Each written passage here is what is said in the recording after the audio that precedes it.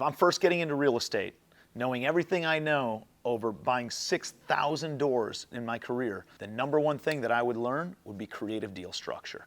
We're going to dive into how one of our students is trying to buy 96 apartments right now, and there's a sticking point. He can't get the seller off of what their tax liability is going to be from the sale, and we're going to dive into and give a few different strategies and ideas on how to grow his portfolio by 96 doors while helping the seller get out of a sticky tax situation.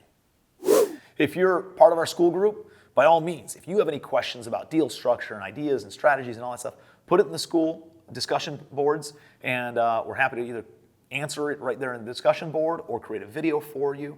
If you're not part of our school group, go to Commercial Empire in the school community and just join. So Dylan from Skool said, hey, I have 2 separate apartment buildings that I'm trying to get across the finish line. Pretty much identical situation.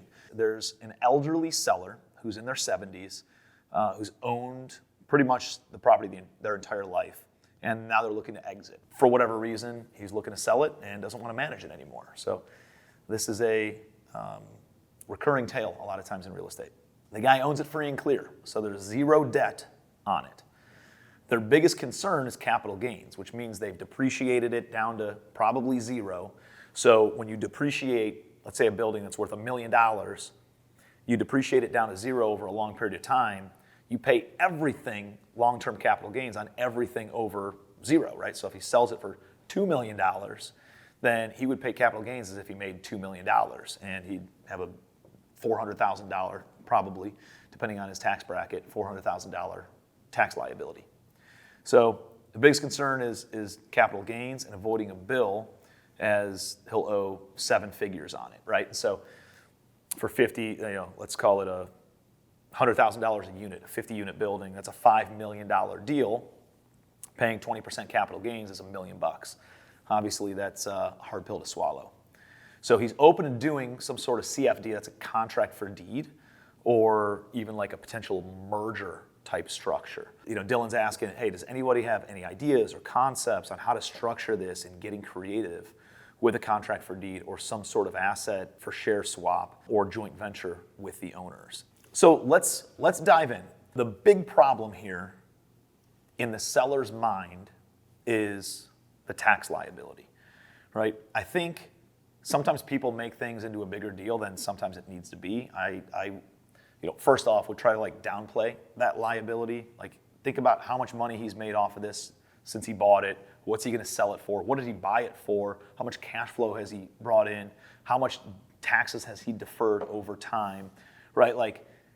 Just kind of reframing into a positive reason for wanting to sell, I think it is going to go a long way, right? Not saying Dylan wants to buy it outright or whatever and have the seller just kind of absorb the tax liability.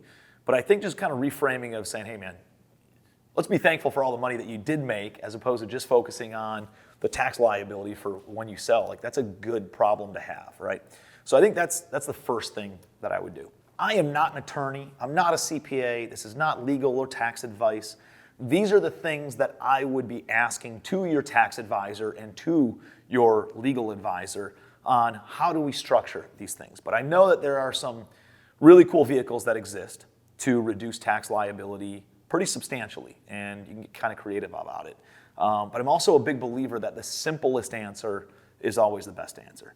So there are things like selling and then having him roll his money into a charitable trust, right? You could put $1 million into a charitable trust that he starts and controls, and you only have to deploy 5% of that per year. So 50 grand needs to go out, and he can actually take that other $950,000 and invest it into different things that produce a return for the charity, right? And as those things produce a return, he gets his $1 million write-off this year, only has to donate 5% of it, and then that 95%, assuming it generates more than a 5 or 6% return annually, never eats up the principal balance that's still in the charitable trust, right? So there's stuff like that, right? There's life insurance type things that you could do and all sorts of jazz. I don't know how he'd be affected being in his 70s or 80s as a seller of getting a life insurance policy, or if that's even something. There's always levers to pull and look at and all these other things, right?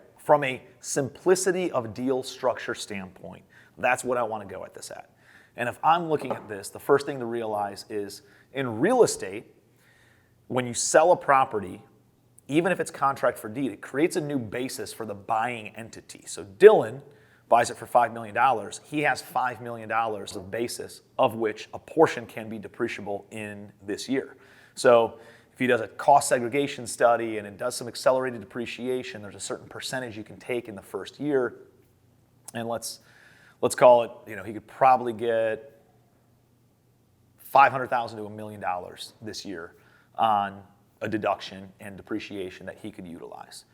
On the sell side, though, the seller only pays taxes on actual income received.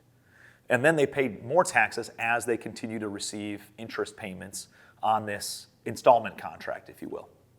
So on the installment contract, it's some sort of a down payment and then monthly payments to the seller. The seller is only paying taxes on whatever that they receive. So let's say Dylan gives 20% down, $1 million down. The seller would pay taxes on that. The seller, if he got all $5 million up front, that would put him in the highest tax category. He'd be paying a higher percentage of long-term capital gains. But if he gets all this money piecemealed over time, and assuming that's his only income, he's in a lower tax bracket. He pays a lower rate on his long-term capital gains. It might only be 15% instead of 20%.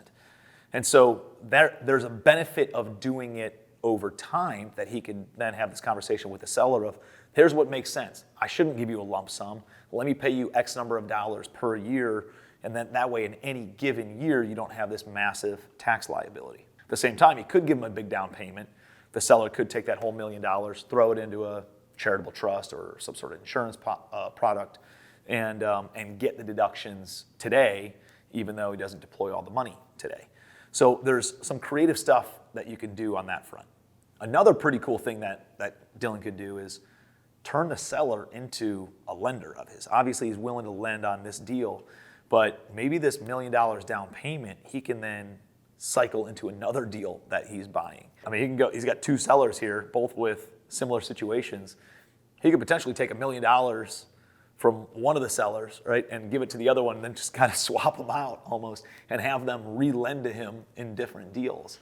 That probably gets a little bit complex. But let's say he brings $1 million for a down payment to the seller. The seller gets their $1 million. That seller might want to go spend the $1 million, or they might be willing to reinvest it into another one of Dylan's projects.